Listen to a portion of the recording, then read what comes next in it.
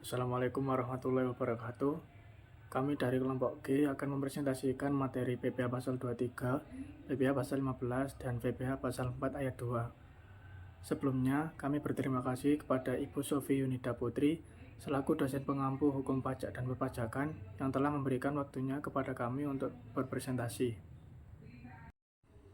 Berikut ini merupakan anggota kelompok kami. Yang pertama ada Maisha Lutfia dengan MPM akhir 341, yang kedua ada Faiza Kartika dengan MPM akhir 329, yang ketiga Raihan Adin dengan MPM akhir 254, yang keempat Muhammad Rizal dengan MPM akhir 115.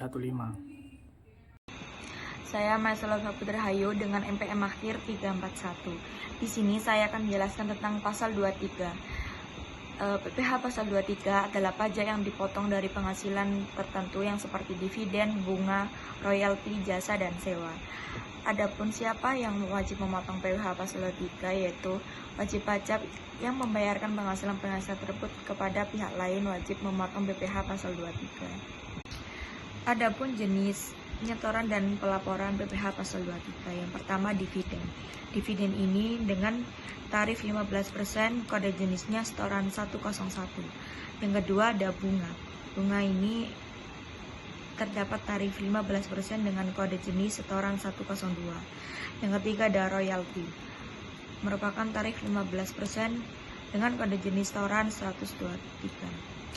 Yang keempat jasa, tarifnya ada 2%, kode jenis setorannya 104 jika jasa tersebut tercantum dalam PMK 141, PMK 03 2015. Yang terakhir sewa, tarifnya ada 2%, kode jenis setoran 100 kecuali sewa tanah dan bangunan. Selanjutnya ada penyetoran dan pelaporan PPh pasal 23. Yang pertama membuat bukti potong. Bukti potong ini dibuat melalui aplikasi e-Bukot PPh pasal 23. Yang kedua, menyetor pajak. Pajak yang telah dipotong atau disetor ke kas negara melalui bank dengan menggunakan kode billing yang sesuai. Yang ketiga, melaporkan. Melaporkan ini, laporan SPT PPh pasal 23 disampaikan melalui aplikasi e-Bukot PPh pasal 23. Yang keempat, menggunakan kode MAP 41124. Yang kelima, waktu penyetoran paling lambat tanggal 10 bulan berikutnya. Yang kelima, waktu pelaporan paling lambat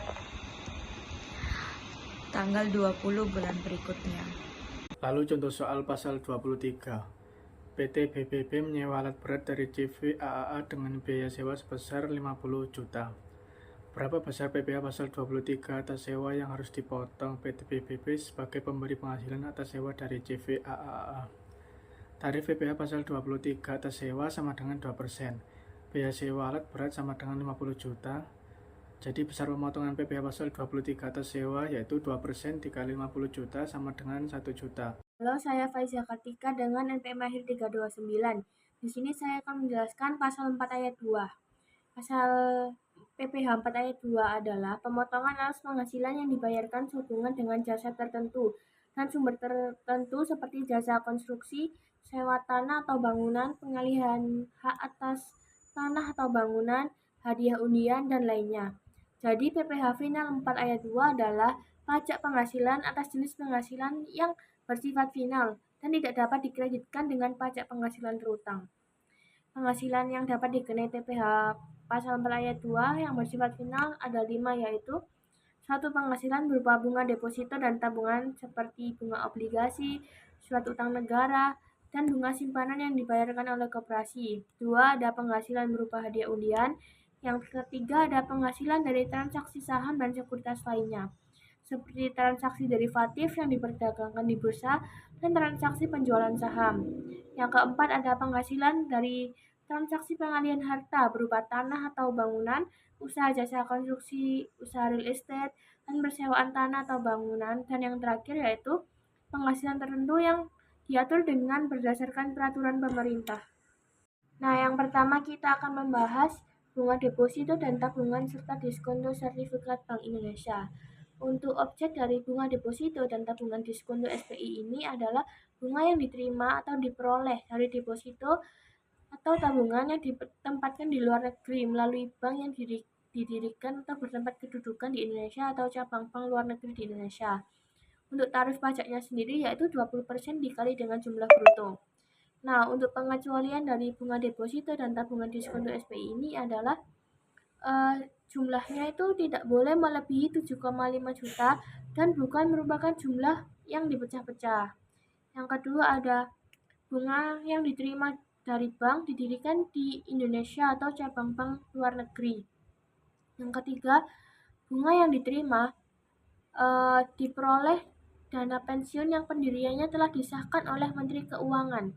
Sepanjang dananya itu diperoleh dari sumber pendapatan, sebagaimana dimaksud dalam pasal 29 Undang-Undang Nomor 11 Tahun 1992. Dan yang terakhir, bunga tabungan pada bank yang ditunjuk pemerintah dalam rangka pemilikan rumah sederhana dan sangat sederhana. Selanjutnya yaitu B. Bunga obligasi. Untuk objek pajaknya ada 3, yaitu obligasi sendiri adalah berupa surat utang dan surat utang negara yang berjangka waktu lebih dari 12 bulan. Surat utang negara adalah surat berharga yang berupa surat pengakuan utang baik dalam mata uang rupiah maupun mata uang asing yang dijamin pembayaran bunga dan pokoknya oleh negara sesuai dengan masa berlakunya, yang terdiri atas surat perbendaharaan negara dan obligasi negara. Yang ketiga ada bunga obligasi, adalah imbalan yang diterima atau diperoleh pemegang obligasi dalam bentuk bunga dan diskonto. Untuk tarif bunga obligasi ini ada 4, yaitu yang pertama bunga dari obligasi dengan kupon sebesar 15% dan 20%. Yang kedua ada diskonto dari obligasi dengan kupon sebesar 15% dan 20%. Yang ketiga ada diskonto dari obligasi tanpa bunga sebesar 15% dan 20%. Dan yang terakhir adalah bunga atau diskonto dari obligasi yang diterima dari wajib pajak reksadana yang terdaftar pada OJK sebesar 5% pada tahun 2014 hingga 2020 dan 10% pada tahun 2021 hingga seterusnya. Yaitu pemotong pajak dari bunga obligasi. Ada 2, yaitu penerbit obligasi atau kustodian selaku agen pembayaran yang ditunjuk atas bunga atau diskonto yang diterima pemegang obligasi ini. Kemudian yang kedua ada perusahaan efek, dealer atau bank selaku pedagang perantara pembeli atas bunga dan diskonto. Untuk pengecualiannya yaitu ada wajib pajak dana pensiun yang pendirian dan pembentukannya telah disahkan oleh Menteri Keuangan dan wajib pajak bank yang didirikan di Indonesia atau cabang bank luar negeri Indonesia. Nah, selanjutnya yaitu ada diskonto surat perbendaharaan negara. Jadi objeknya adalah surat perbendaharaan negara adalah surat utang negara yang berjangka waktu paling lama 12 bulan dengan pembayaran bunga secara diskonto. Diskonto SPN adalah selisih lebih antara nilai nominal pada saat jatuh tempo dengan harga perolehan di pasar perdana atau pasar sekunder, atau yang kedua harga jual di pasar sekunder dengan harga perolehan pasar perdana atau pasar sekunder. Untuk tarifnya yaitu sebesar 20% bagi wajib pajak dalam negeri dan bentuk usaha tetap. Kemudian ada 20% juga atau tarif sesuai ketentuan persetujuan penghindaran pajak berganda yang berlaku bagi wajib pajak penduduk berkedudukan di luar negeri dari diskonto SPN. Untuk pemotongnya ada penerbit SPN atau emiten atau kustodian yang ditunjuk sebagai agen pembayar. Kemudian ada perusahaan efek atau broker atau bank selaku pedagang perantara. Kemudian pengecualiannya yaitu ada bank yang didirikan di Indonesia atau cabang bank luar negeri Indonesia. Kemudian ada dana pensiun yang pendiriannya telah disahkan oleh Menteri Keuangan. Yang terakhir ada reksadana yang terdaftar pada Badan Pengawas Pasar Modal dan Lembaga Keuangan. D. Bunga simpanan yang dibayarkan oleh koperasi kepada anggota koperasi orang pribadi. Untuk objeknya yaitu penghasilan berupa bunga simpanan yang dibayarkan oleh koperasi yang didirikan di Indonesia kepada anggota koperasi orang pribadi dikenai pajak penghasilan yang bersifat nasional. Untuk tarifnya yaitu 0% untuk penghasilan berupa bunga simpanan sampai dengan 240.000 per bulan atau 10% dari jumlah bruto bunga untuk penghasilan bunga simpanan lebih 240.000 per bulan. Untuk pemotongnya yaitu koperasi yang melakukan pembayaran bunga simpanan kepada anggota koperasi orang pribadi wajib memotong pajak penghasilan yang bersifat tersebut. Kemudian selanjutnya ada hadiah undian. Objek pemotong hadiah undian dengan nama dan dalam bentuk apapun. Untuk tarif pajaknya yaitu sebesar 25%. DPP-nya adalah jumlah bruto hadiah undian. Untuk pemotong pajaknya yaitu penyelenggara undiannya sendiri. Nah, di sini ada perhitungan salah satu pasal 4 ayat 2 yaitu yang tentang hadiah undian. Contoh soalnya, PTEA menyelenggarakan penarikan hadiah undian atas kupon yang telah dikirimkan oleh para pelanggannya dengan hadiah senilai 100 juta. Dalam penarikan undian tersebut, nama Budiman muncul sebagai pemenang hadiah undian. Bagaimana perhitungan pajak penghasilan pasal 4 ayat 2 atas hadiah undian yang harus dipotong oleh PTIA? Jadi jawabannya adalah PPh pasal 4 ayat 2 yang dipotong oleh PTIA adalah 25% dikali 100 juta yaitu 25 juta. Jadi Pak Budiman menerima penerima hadiah undian bersihnya yaitu 75 juta. Sekian. Assalamualaikum warahmatullahi wabarakatuh. Di sini saya Rian Cahyono akan menjelaskan tentang pasal 4 ayat 2 mulai dari poin F. Di sini poin F, pajak penghasilan atas penghasilan dari penjualan saham di Bursa Efek. Yang pertama, objek pajaknya atas penghasilan yang diterima atau diperoleh oleh orang pribadi atau badan dari transaksi penjualan saham di Bursa Efek dipungut pajak penghasilan bersifat final. Yang kedua, ini tarif besar pajak 0,1%, 1/1000 dari jumlah bruto nilai transaksi penjualan. Lalu pemilik saham mandiri dikenakan tambahan pajak penghasilan sebesar 0,5% setengah persen dari saham perusahaan yang pada saat penutupan bursa di akhir tahun 1996. Lalu yang ketiga, dalam hal saham perusahaan diperdagangkan di Bursa Efek setelah 1 Januari 1997. Maka yang dimaksud dengan nilai saham adalah nilai saham yang ditetapkan besar harga saham pada saat penawaran umum perdana. Lalu yang ketiga yakni pemotongan pajak. Penyelenggara Bursa Efek wajib memungut pajak penghasilan setiap transaksi penjualan saham di Bursa Efek.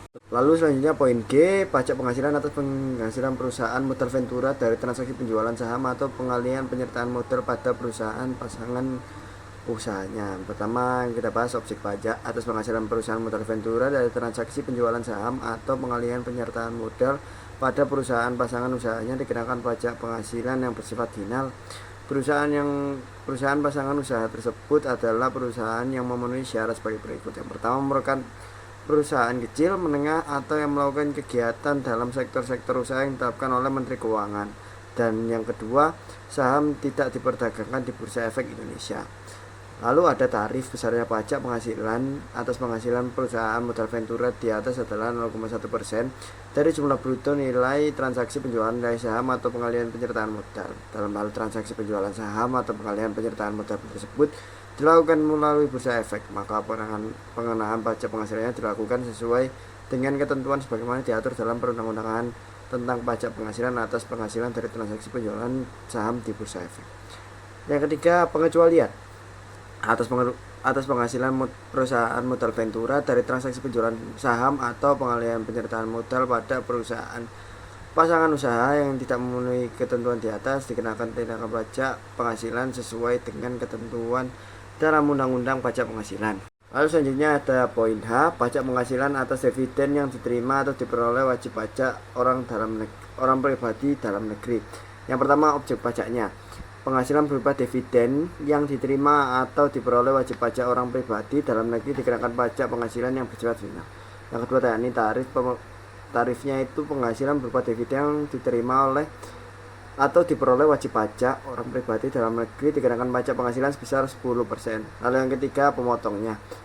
Pihak yang membayar atau pihak lain yang ditunjuk selaku pembayar dividen. Lalu poin I, pajak penghasilan atas penghasilan dari jasa konstruksi. Objek pajaknya atas penghasilan dari usaha jasa konstruksi dikenakan pajak penghasilan yang bersifat final.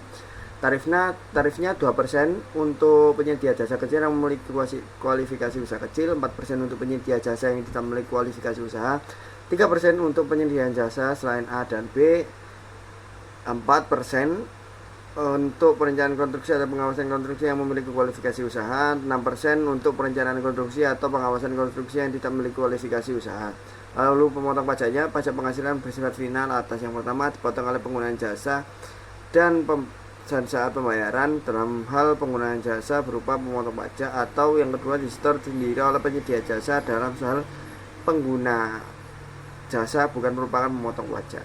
Di sini ada note, yakni besaran pajak penghasilan yang dipotong atau disetor sendiri adalah poin pertama, jumlah pembayaran tidak termasuk pajak pertambahan nilai dikalikan nilai tarif pajak penghasilan di atas, atau jumlah penerimaan pembayaran tidak termasuk pajak pertambahan nilai dikalikan nilai tarif pajak penghasilan di atas dalam hal pajak penghasilan disetor sendiri oleh penyedia jasa.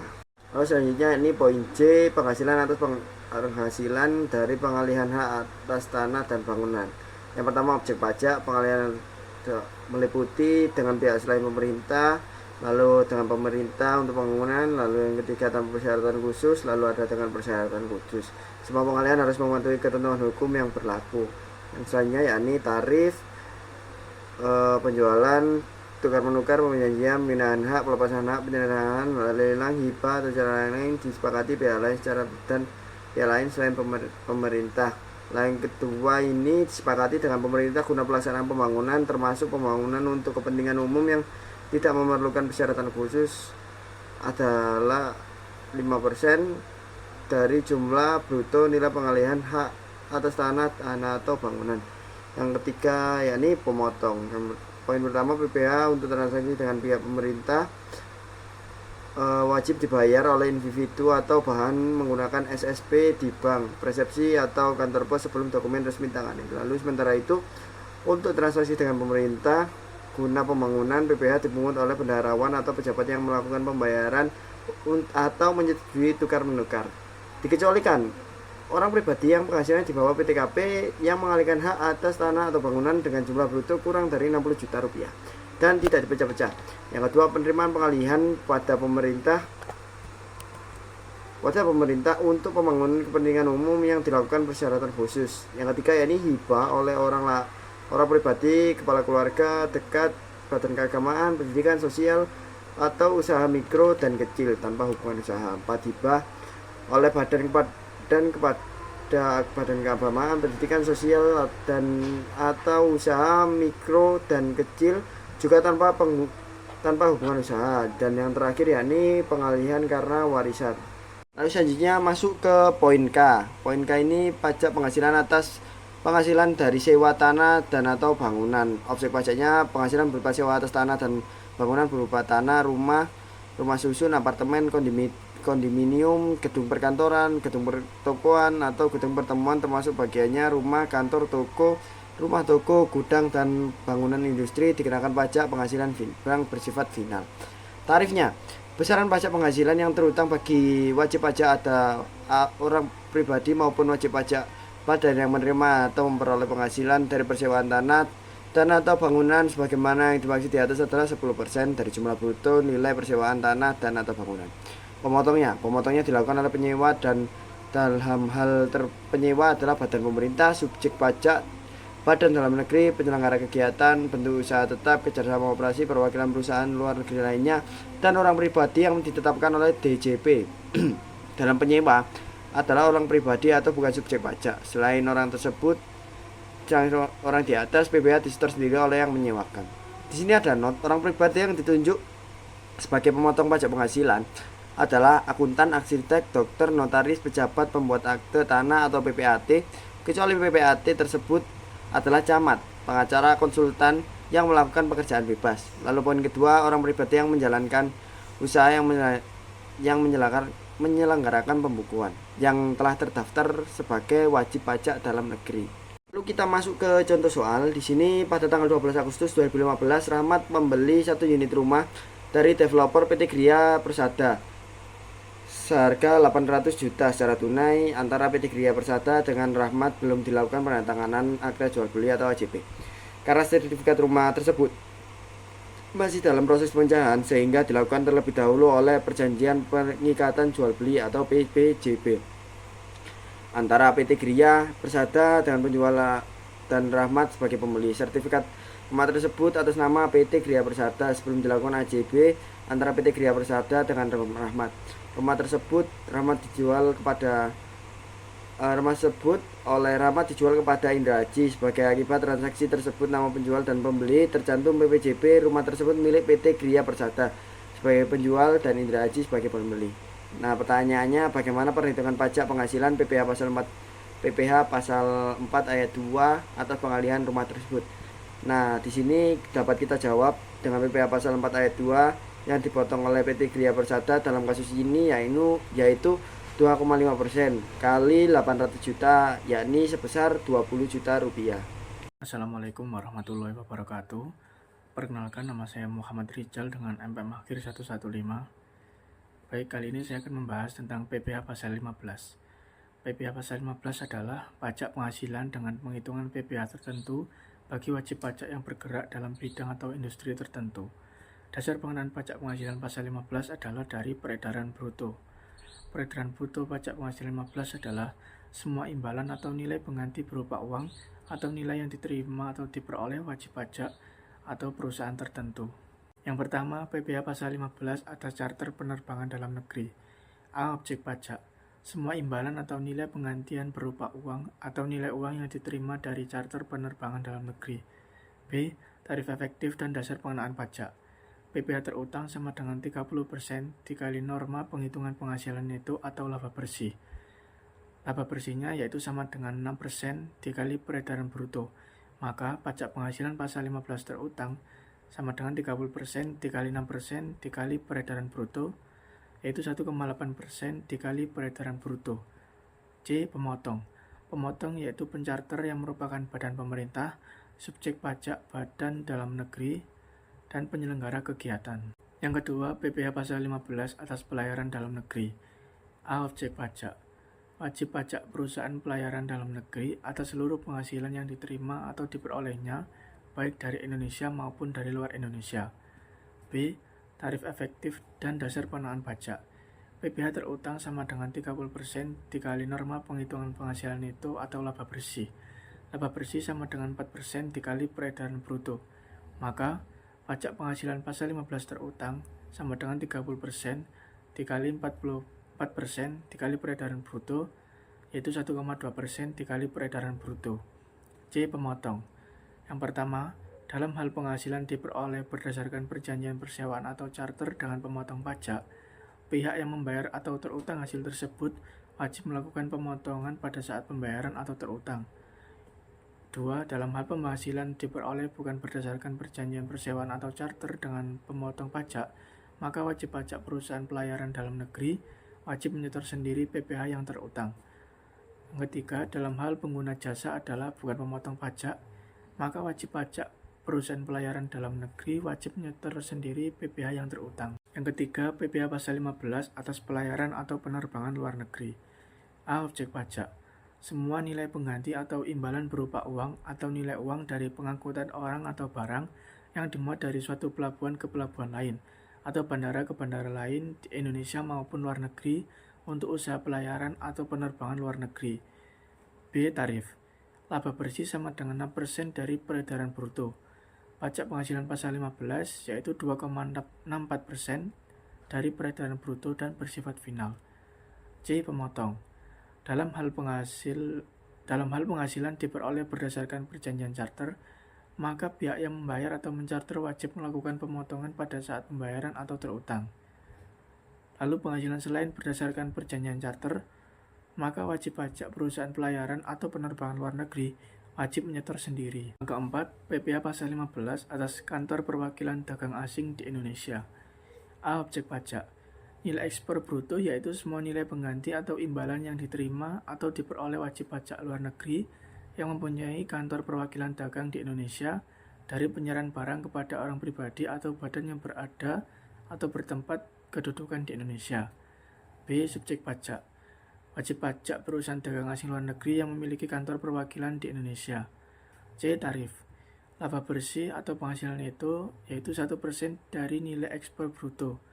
Pajak penghasilan pasal 15 terutang sama dengan 0,44% dari nilai ekspor bruto dan bersifat final. D. Pemotong.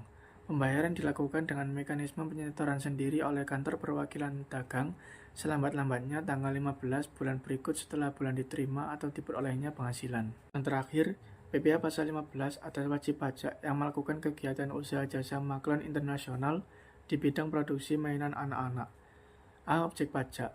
wajib pajak badan dalam negeri yang melakukan jasa pembuatan atau perakitan barang berupa produk mainan anak-anak dengan bahan-bahan, spesifikasi, petunjuk teknis, dan penentuan imbalan jasa dari pihak pemesan yang berkedudukan di luar negeri dan mempunyai hubungan istimewa dengan wajib pajak. B. Subjek pajak. Wajib pajak perusahaan jasa maklumat internasional di bidang produksi mainan anak-anak. C. Tarif. Laba bersih atau penghasilan neto sama dengan 7% dari jumlah seluruh biaya pembuatan atau perakitan barang, tidak termasuk biaya pemakaian bahan baku. Perlu diingat, tarif norma penghitungan penghasilan neto sebesar 7% tersebut berlaku sepanjang wajib pajak tidak mengadakan perjanjian penentuan harga transfer. Pajak penghasilan terutang pasal 15 yaitu 2,1% dari jumlah seluruh biaya pembuatan atau perakitan barang, tidak termasuk biaya pemakaian bahan baku. D. Pemotong.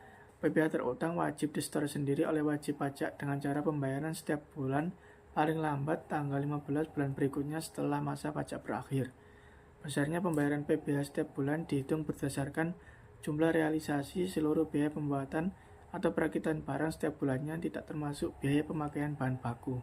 Lalu contoh soal PPh pasal 15. PT Seberang Laut merupakan perusahaan pelayaran dalam negeri yang melakukan usaha jasa pelayaran termasuk penyewaan kapal. Pada tanggal 5 Januari 2015, PT Seberang Laut melakukan kontrak dengan PT Pulp Wijaya dalam rangka pengangkutan bahan setengah jadi untuk pembuatan kertas dari Jakarta ke Surabaya sebesar 500 juta dan dibayarkan pada tanggal 25 Januari 2015. Bagaimanakah perlakuan PPh atas transaksi di atas?